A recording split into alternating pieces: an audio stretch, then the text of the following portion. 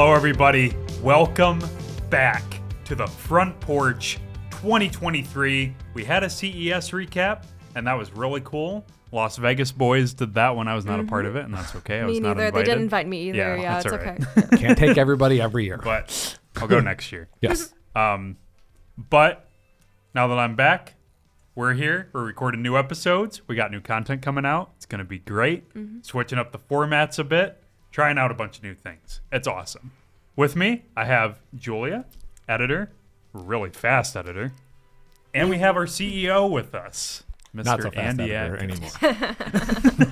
anymore. Used to be a fast editor. Yes. Right. But that's okay. How are you two doing? Good, yeah. Great. Julia, I saw you earlier today. Yes, that was fun. I haven't Very really fun. seen you today. No. Saw your kids this morning. Yeah, right. Coming in hard. Emmett laid into me. He has opinions. He's six. Don't bring Pokemon Funko Pops around him. Today, you guys know why we're here. AI. AI. Yeah. AI. I know you got into it a little bit at CES. We did. And yep. There's a lot there. Adobe just came out with a new audio enhancer AI. Yeah. That's very helpful. If Yes. you've been on LinkedIn at all in the last month and a half, it's everything's AI. If you've used the internet at all in the past, Everyone's an expert now. Yeah. Yeah, pretty much. ramp it on TikTok. Dolly, yeah. Yep. Midjourney, both really popular, well-known AI art generation apps. That's another debate we could talk about. Yep. True. But that's what we're talking about. Right. Just the overall essence and being of AI in just about everything. Cue the sound effects. Yes. Right. The synthesizer. Right. Yeah. Exactly. Exactly. But before we get into the very nitty-gritty technical jargon, what have we been watching? Ooh. Well, so I'm a huge Bosch fan.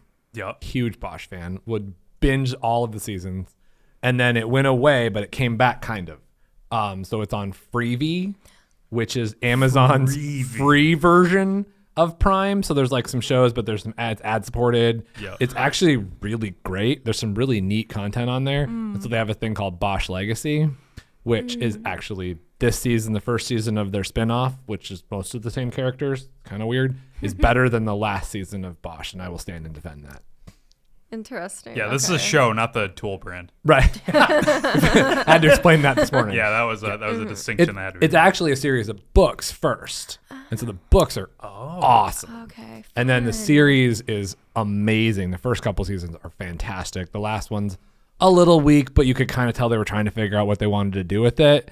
And then this season is the spinoff after I don't want to spoil it, never mind. But the spinoff is great, and a lot of the main characters are back. Some new characters are in there. It does a really great job, and I mean, it's just a fantastic show. That's cool. I know nothing about it. Right. So, Me So if neither. you like- That's really Super cool cool. hearing If you like about it. crime dramas and you like that kind of like nitty gritty sort of, it's all based out of LA detective, out of West Hollywood, sort of down and dirty like crime, really solid crime. The writing is fantastic. The first couple books are amazing.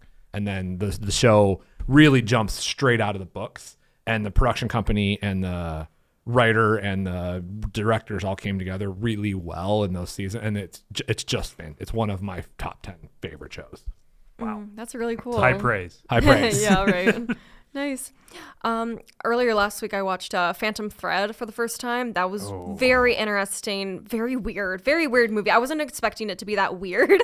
Expecting to see more ghosts also because of the title, but we got one ghost, but she wasn't that prevalent. A weird movie, very interesting character study of a very complicated, occasionally toxic relationship. Yeah. It was bonkers. That was a fun I love time. that movie. Yeah. What did you think of the cinematography? Oh, it was beautiful. Like just shot on film and just looked really grainy and nice. It was. I really liked the cinematography for sure. Yeah, very slow paced also, which I enjoy. Yeah. Oh yeah, and I watched a new Studio Ghibli movie recent. Ghibli. I don't remember which one. I heard Ghibli earlier. Ghibli. Okay. Oh, what was it called? My Neighbor Toronto. No, not Toronto. Toronto Totoro. Totoro. My Neighbor Totoro. My not neighbor Toronto. Toronto. What's up, Toronto? Oh no. We got Hoot Hoot's Moving Castle. Oh no. Spirited Away. Yeah. Oh no.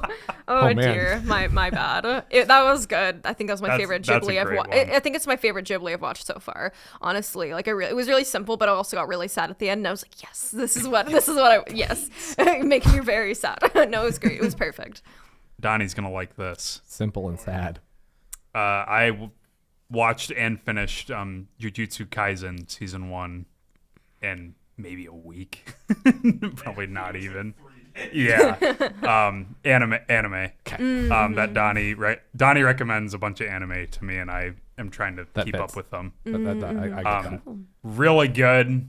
Even if you don't like anime, I would suggest checking it out because it breaks a lot of typical anime tropes, and it's just a really good, just solid like action anime. Like every episode, you just got like a 10-minute fight going on, and it's amazing. Nice. It's beautiful, so much style. Yeah, I just really, really like it. I have a movie to watch related to it, and then the new season comes out this summer. That sounds fun. Donnie That's and I great. will probably end up talking about it on the podcast at some point. Somewhere. Nice. Of course. Of course. That's great. So Okay. that's all great, Yeah, but AI is even better, it is. and it's constantly getting better. Getting better. Yeah. Scary better. Yeah. Very better. Yeah. So, should we touch on what Adobe's doing right now? Because Adobe, I think, is one of the biggest. I don't even know how to say it. They introduce the most like accessible AI technology to. That I think that we They're- use. Yeah. Yeah. Because we use AI in like 5 or 6 places around our workflow, and we've used it for 5-6 years, even way before it was like super, not even mainstream, but like, hey, let's try this. But probably the Adobe usage, and then we've used AI for like our transcriptions for a very long time. Yes. And so, yeah, probably most accessible is our Adobe use right now. And it's just like we were talking before this, like how much more accessible, natural it is. And I think that's the power in AI, is how more natural computing is going to be. Yeah. Yeah. Yeah. And it's so weird seeing, especially TikTok's weird. TikTok influences so many things, I think, that we don't talk about. Yeah, Good literally. and bad. Yeah, good and bad. But like TikTok introduced AI art to like the general public, Yeah. Yeah. and that took off. Yeah. Yeah. That's like been wild. Dolly and Midjourney, you would not hear those names 2 years ago. Yeah, it mainstreamed it for Yeah, sure. and now you cannot get away from either of those. Yeah. Julia, I know you want to talk about Adobe's Enhanced audio speech. enhancement, Yeah, yes. yeah. So Adobe's Audio Enhancer. It's a new beta app from Adobe, and it's from or like attached to Adobe Podcasts. But yeah, basically what it does is it just makes voice recordings like from like either like online meetings or like on your phone, whatever, and it makes it sound like it was just recorded it makes it sound like it was recorded in like a soundproof studio. Like it's very impressive. All you have to do is like pull it up and like just drag like either an WAV file or an MP3 file, and it'll do up to an hour, and Yeah. it'll just clean it up. So it's so impressive.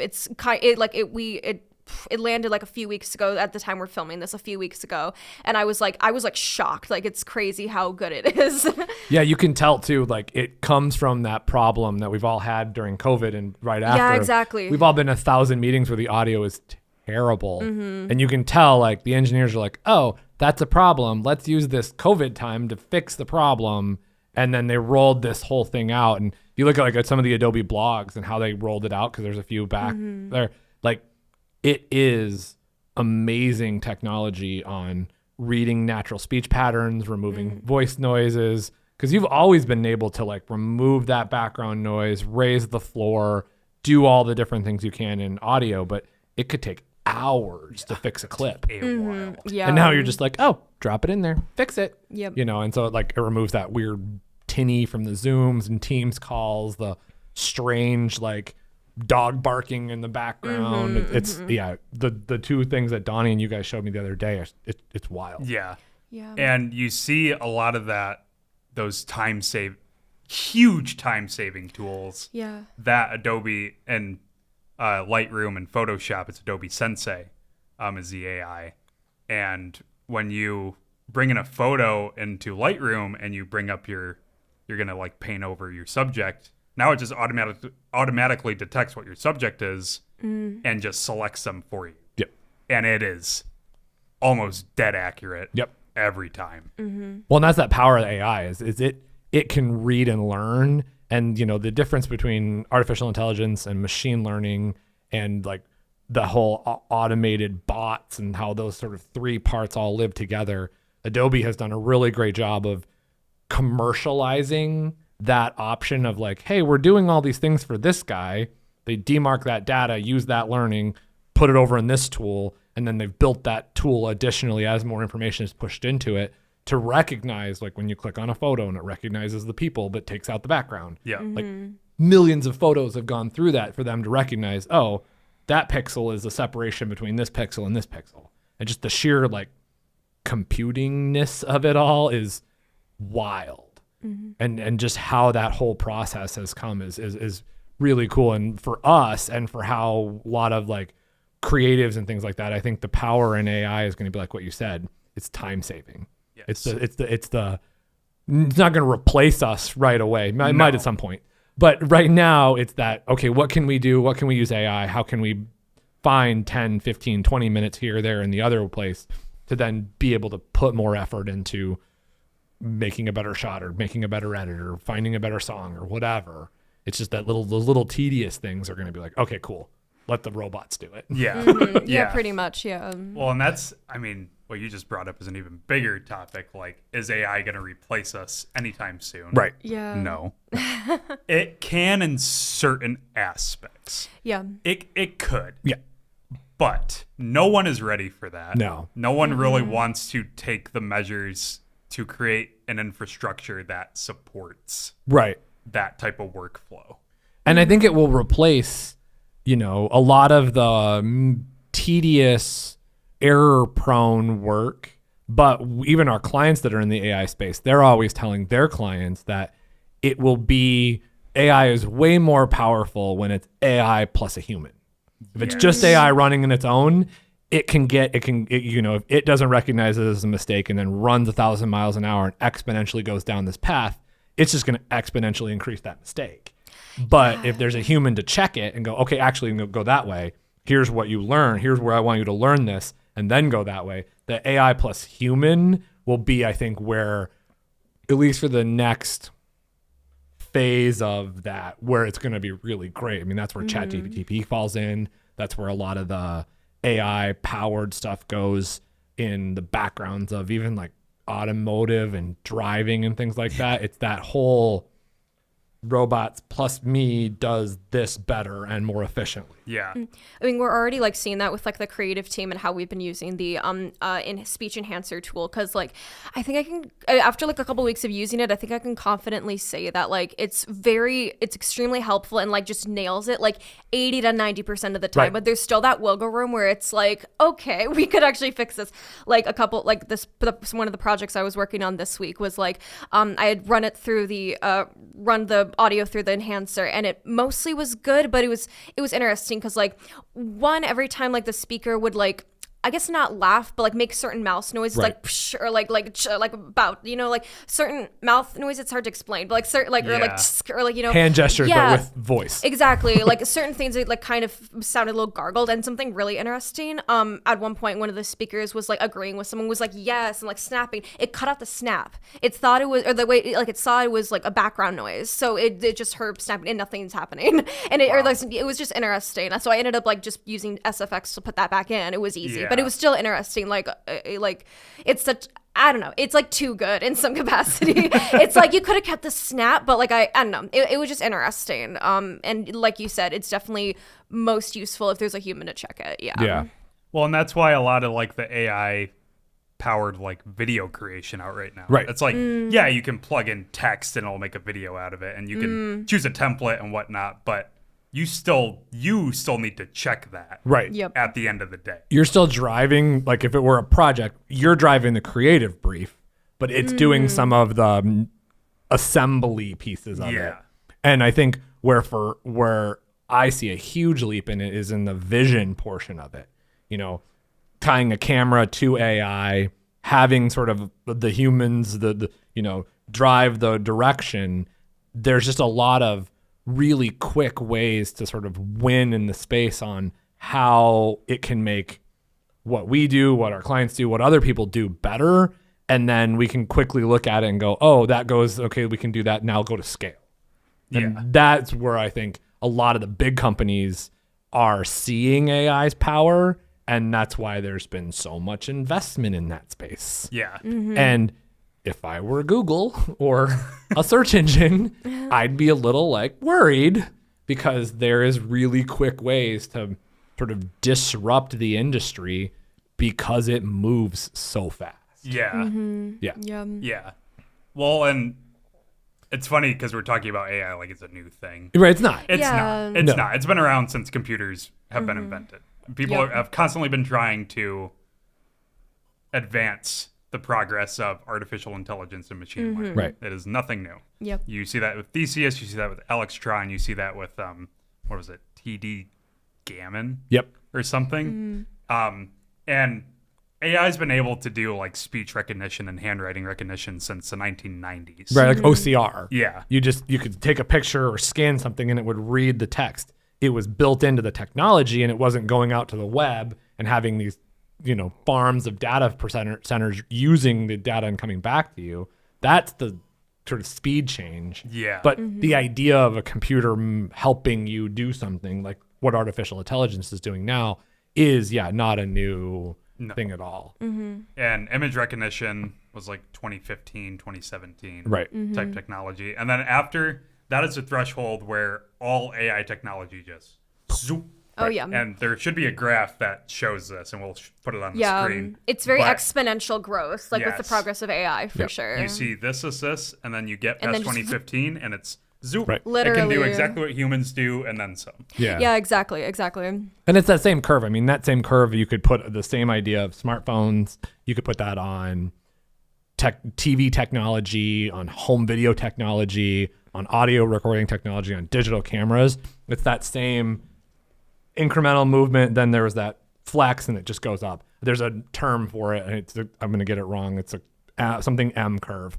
But it's that same idea that same percentage and that same growth line is and we're closing the gap where every iteration of it is getting faster, better, closer, more frequent, and that's why we're shooting to the moon on some of this stuff. And I think there's going to be some really huge potential for content creators, for people like us, for one-man bands, for small to medium companies to really jump in and learn how to use it and then offer really powerful solutions that are backed by expertise of whatever. I mean, if you were a music producer and having an AI, you can put a power in there. If you're, a transcriptionist, a librarian, I would imagine libraries are going to go really huge into AI because they're going to be able to go, hey, you want this feeling of a book? Here's a passage from the entire, find this passage in this book. And then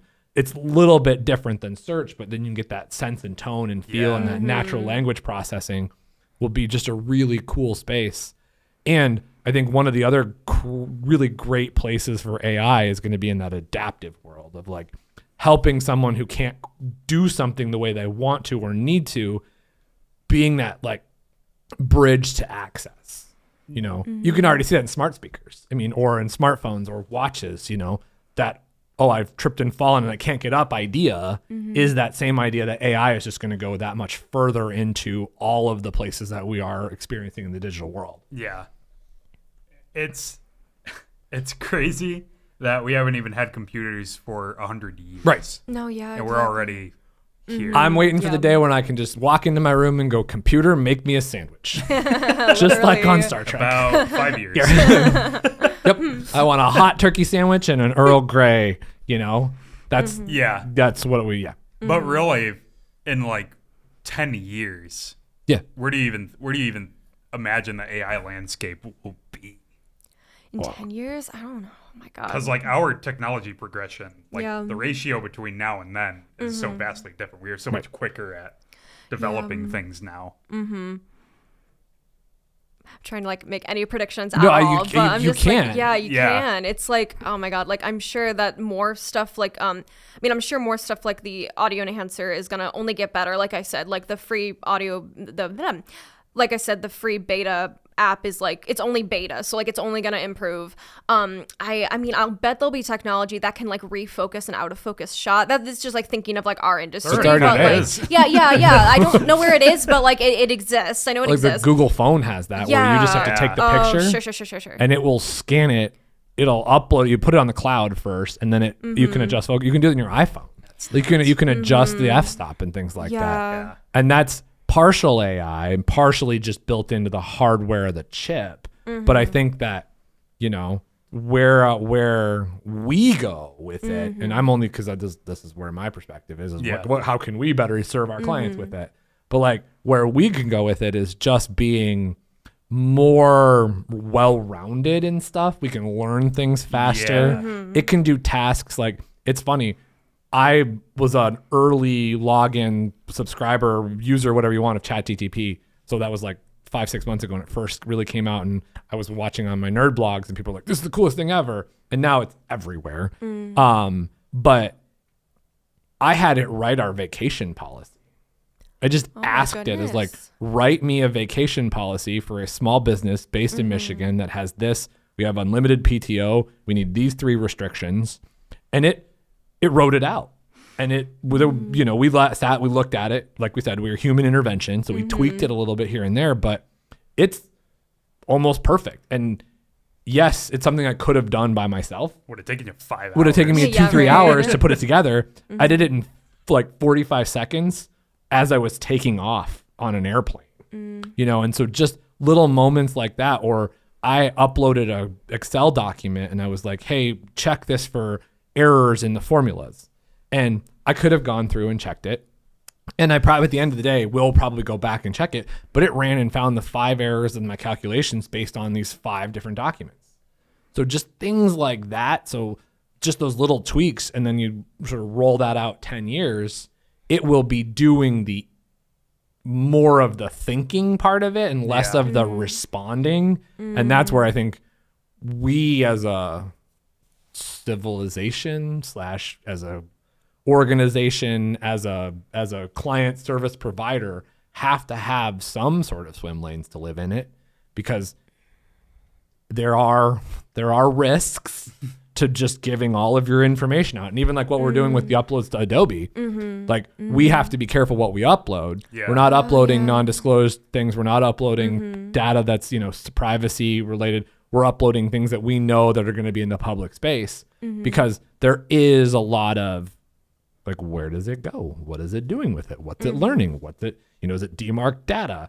So there are places where just the idea and discussion of benefit plus risk, or benefit and risk, benefit versus risk, like in how we going forward. And it's funny, I'm using AI to help me write our data security policies, because I want to know what other people are doing. And you can't just Google search AI policies company. I mean, you could, but you're not going to get anything. But if you're asking things like, hey, what are the benefits and downfalls of having a policy like this, you're getting all that aggregated data way faster than you would by hunting and pecking through Google. And that, I think, is the real benefit and power, but also, again, when does it take over? Right. Well, and it's given everything you just said, and like people, like, you do need human intervention to make the AI work. And I think so many people hatred towards AI, or like this distaste, is because they don't understand how it works, or like where that stuff is going. I'm a headline understanding. I know this much of what is going on, and we know a little bit about the other like background tech, because we've been working with clients on that stuff for a few years, and like machine learning and AR and how that all ties together. And AR, AI, VR, machine learning, blockchain, all of that kind of came up together. But it is at a point where it's breaking off of its branches and doing some very unique things. Yeah. And I mean, AI can be scary, don't get me wrong. I do understand like how it comes about, and like the algorithms and formulas people plug in to make that stuff happen. But you see like some of the AI art. Oh, it's cool. That AI makes. It's cool, some of it's really scary. Yeah. Like it can come up with just there are some literally already like cryptids horrific- surrounding yeah. AI generated images. Yeah. Like I can't remember the one lady, but like there's know exactly what you're talking Marge. about. I don't know what her name is, Yeah, but it's she something has like a like that. name or something, and she's got like hollowed out eyes or something. Yeah, that's really scary. Yeah, it's like it can do horrifying things, but like Yeah. so impressively. And it's funny how you always see that fear. You've always seen that fear represented in like media, In some way. like media Yeah. format. Oh, for sure. Like way back when that was really taking off and computing was getting more advanced, people were like, "Well, we're gonna get taken over by machines." Right. Yeah. And you saw that in Terminator, and System Shock, and Portal, and just about any movie that Right. had to do with AI in some way. Yeah. The human condition comes out in any discussion Yeah. about how technology moves forward. Yeah. Yeah. We're just in a different space now because it's so much faster and so much more unique. It's exciting, but it's scary. It's beneficial, but it's dangerous. You know, one of the articles last year, before even all the Chat GPT stuff came out, or GPT stuff came out, is Google's like red flag warning system and like its own natural processing of like not being asking to turn itself off, and it's like, no, I'm not going to turn myself off. Like, okay, all right, 2000, like Odyssey 2001, like, okay, that's a little like, Yeah, Hal. that's a little Hal, like, Yeah. so it's like, I think the cool part though is, and one of the interesting things is how both media has looked forward to it and seen it, Star Trek, Yeah. Odyssey 2001, all these futurists in film and television, and now it's here. And then what's happening in technology and media today is influencing what's going on in what we see in a year, 2, 3, 4 years from now. So it is really, it's just, I mean, we keep saying it's cool because it's cool in so many facets. It is cool. And we've used it in some really random ways too that we maybe are behind the 8 ball, maybe not, but like we can drop AI in what our Cloud B-roll library and it can scan it and it can find all the blue chairs, all the people talking to the right hand of the camera, all the people talking to the left hand of the camera, all the female, conversations. It'll scan it, run it, and be, here's all the times we talked about X, Y, Z.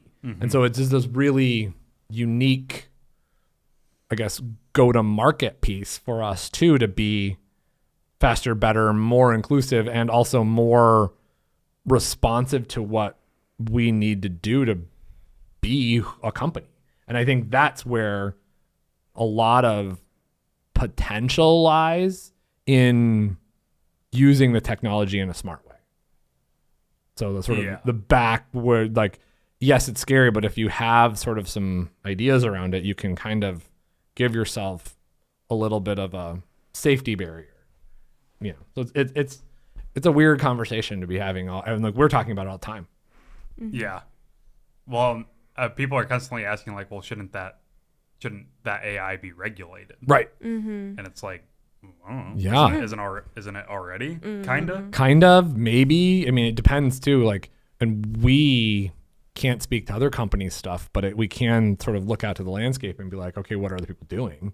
But I don't know. It's a very unique place to be. But we've been here before in how do you use high definition? Yeah. The same conversation, like, oh, high def shows everyone's wrinkles and you have to, more makeup and you can't do that, or people are going to get upset because they're going to see every flaw. Similar conversation we've had 10 years, 15 years ago now. Yeah. Yeah. So what else you got on your list? This is a fun. Man, I don't. This is a fun We conversation. really hit on We've hit a on lot a of bunch things. of Oh, them. Yeah. deep fakes.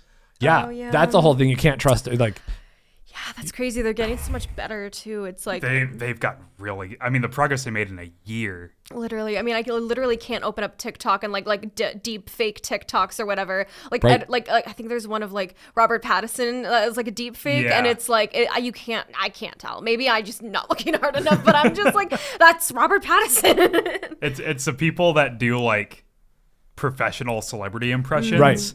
and then deep fake that celebrity Right. onto them. Yeah. you can't tell. You cannot tell. You can't trust. wild. And like, there's political ramifications. There's environmental. There's all the ramifications.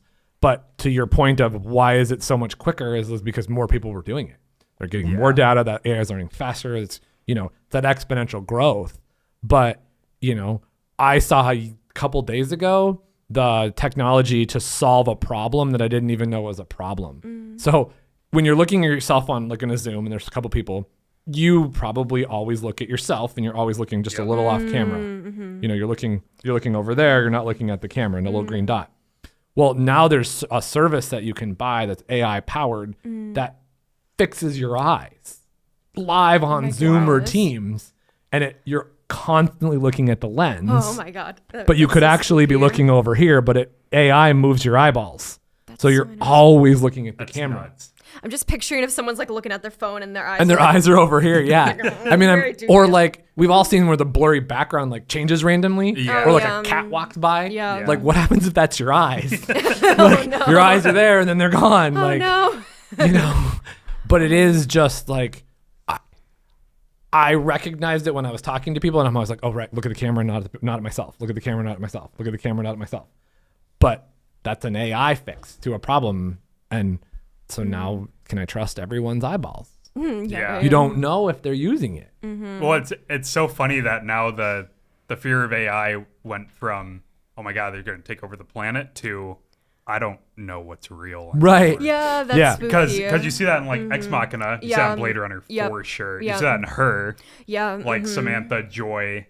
What was the other one?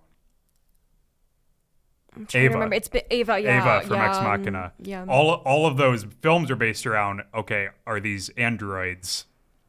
Oh, yeah. Are they actually feeling Yeah, Right. exactly. emotions? Yeah. Yeah. Well, and then there's the whole, again, Star Trek nerd, there's the whole plot line in Next Generation where Data, the android, learns to get emotions, and then they add an emotion chip, and then there's this whole discussion around that. And that was in the 80s and early 90s. Yeah. So you're like, well, we've had this discussion, we've been thinking about this, but has anyone made a decision, and who makes the decision and all that? But that's a whole other podcast.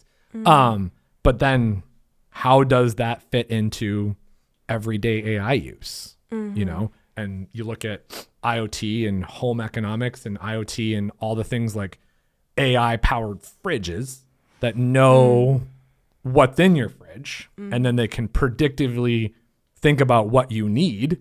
And so then a service provider like Amazon or Shipt or Instacart can serve you, oh, it looks like you're running out of milk. Do you want cookies?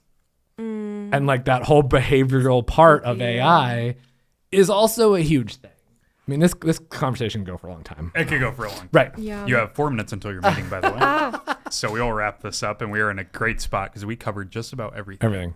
So I'll end it with this, especially regarding our field and our work. Yep. Do we think AI will take over post-production processes anytime soon?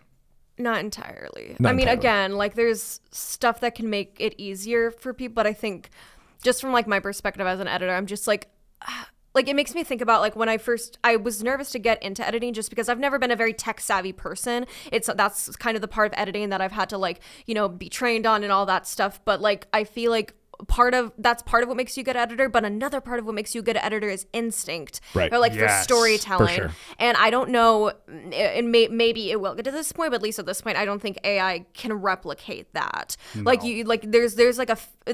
there's so much more creativity and like, you know, artfulness. I don't know, artistry. I don't know. you're right. That goes into post production that no one really thinks about because it on the surface it feels like a very technical job where you're working on a computer all day, but Right. like it's a very like it can be a very creative process, and I don't know if AI can necessarily just like be creative on its own. I don't know. You would need a quantum computer of the highest caliber Yeah. So you mean my iPhone? to replicate replicate that one single second you're editing something and you go, Yes. that's a cut. Yeah, exactly. I mean, that is utter human emotion, Yeah, empathy, instinct. exactly. Like there is anything machine or AI capable could even come close to replicating. Yeah, exactly. But I do think it will help a lot of the repetitive, the ordering, the metadata supporting, Yes. the data collection side of what we do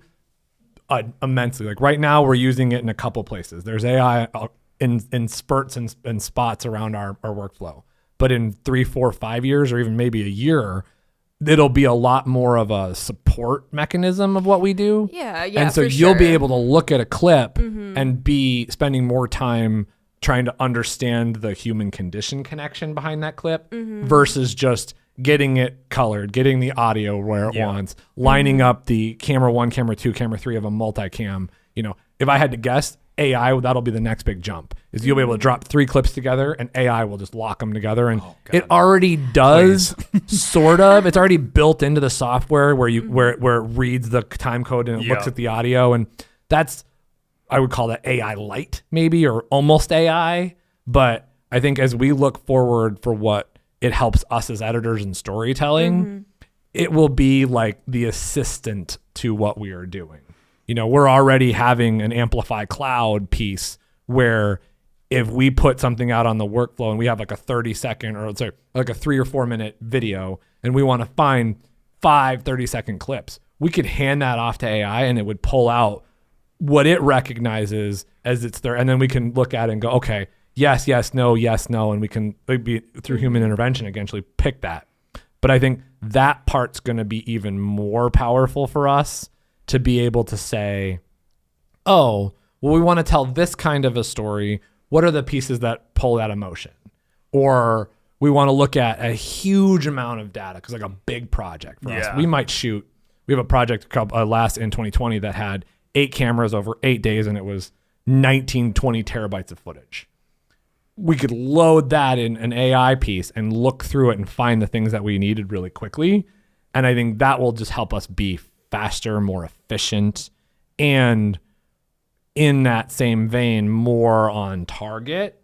And that hopefully will then help us grow and go to scale faster. But AI, I think, will be a big sort of like sidecar help, you know, where the same, if you could look 5 years, 10 years back, it's where like bigger hard drives were helpful, faster computers were helpful. Those who had more RAM could go faster. We're kind of at a point where like an M2 Max and 64 gigs of unified RAM in a MacBook, we don't need to go any faster. That's going to be fast enough of what we need. So that's the effort to go faster there is going to be shifted to the effort of more AI, better trained AI.